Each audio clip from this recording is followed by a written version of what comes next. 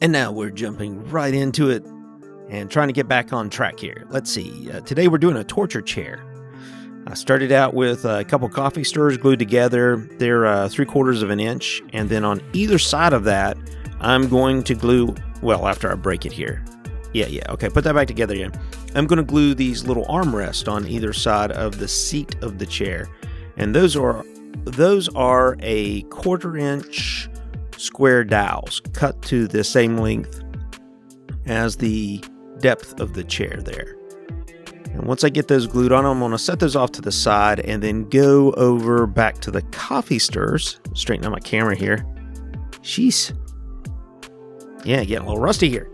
So, get these coffee stirrers and I'm going to cut them to the width of the back of the seat. And this is going to be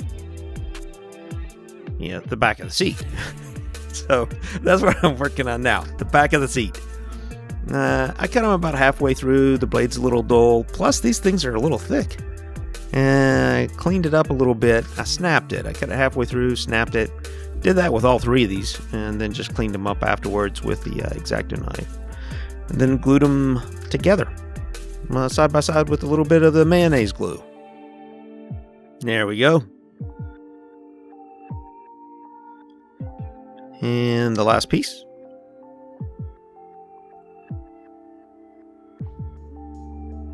Man, got like color issues all over the place. It's changing from different color temperatures and with every camera shot, but that happens sometimes. So I glue the seat onto the back of the seat, and that'll give us the basic structure of the seat. With really the only thing left to do is to add the legs of the seat before we get into the fun part. So with the legs, I'm just going to do a 1/4 inch high legs for the seat. And clean it up a little bit here with the X-Acto knife. Try to make it square all the way around. And then use it to gauge the remaining 3 legs of the seat. And then glue them on.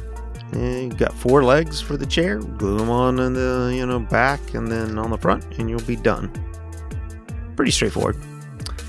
Anyway, while I'm doing this gluing stuff, little talk here. We've got the studio still under construction. Dust is everywhere. The walls torn apart. I've had that torn apart for a while, but then I went back and cleaned up the walls, sealing the concrete block where I've got some water coming through, and went ahead and put up some of the lap board on one of the other walls, one of the interior walls. Cleaned out the closet, and I'm going to change that into like a chemical storage room, and brooms, dustpans, mops, those kinds of things. Maybe some of the overflow supplies from the crafting stuff will go in there as well. It's plenty of room.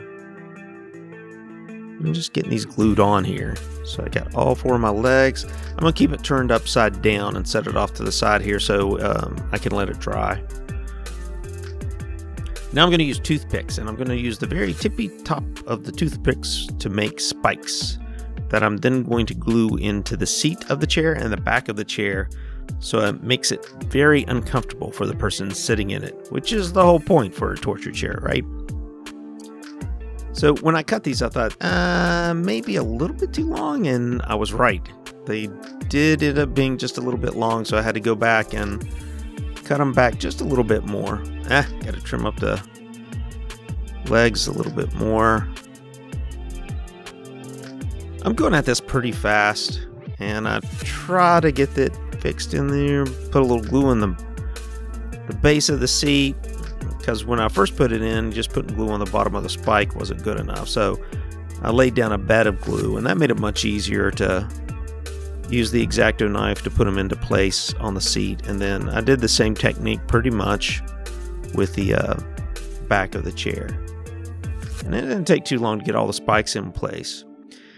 Once all the spikes were in place, then it was just a matter of painting it with a base coat of brown like I usually do. And that, of course, doesn't take very long because it's a pretty small piece. And then I jumped the gun here. I went ahead and started painting the spikes silver, because they're, little metal spikes is the idea here. And after I did that, I realized that I didn't dry brush. So I went back and I did some dry brushing, which, I didn't use suede this time. I used tan. I couldn't find the suede because everything's torn apart in this room right now while I'm rebuilding things. So a little bit of tan worked just fine. Then I went back and redid the spikes. Made sure I got them painted all the way down to the base. It took a little bit of time, but it was pretty easy. Actually, a lot of fun. I like these last final touches. That's where you really get to pay some attention to the detail and add some accents and stuff in there. Here I'm just going over them a little bit more, taking my time, going over the ones in the seat there. And then I get a little bit of red because I want this to be a chair that's had a lot of use. So at first I just started doing the tips, but then I got aggressive with it, and that's when I thought it really started to stand out and look a little better. I went further down the spikes because somebody got pressed back into it. Bad day for that cat. There we go. I'm going to repeat this process also for the spikes that are in the seat, as you'll see here. And now after this, the only thing to do is to put some wrist clasp down on the arms of the chair so that you can hold the person down. So for this, I went ahead and pulled out my old trusty jeweler's anvil and hammer, got a piece of wire, and flattened it. And after I flattened it, a little bit of bending with the pliers there, bend it over on itself in like a U shape.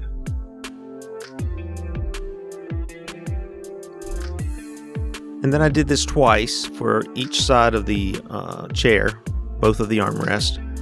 Make these little U-shaped metal shackles, a little bit of white glue, and just glue them on.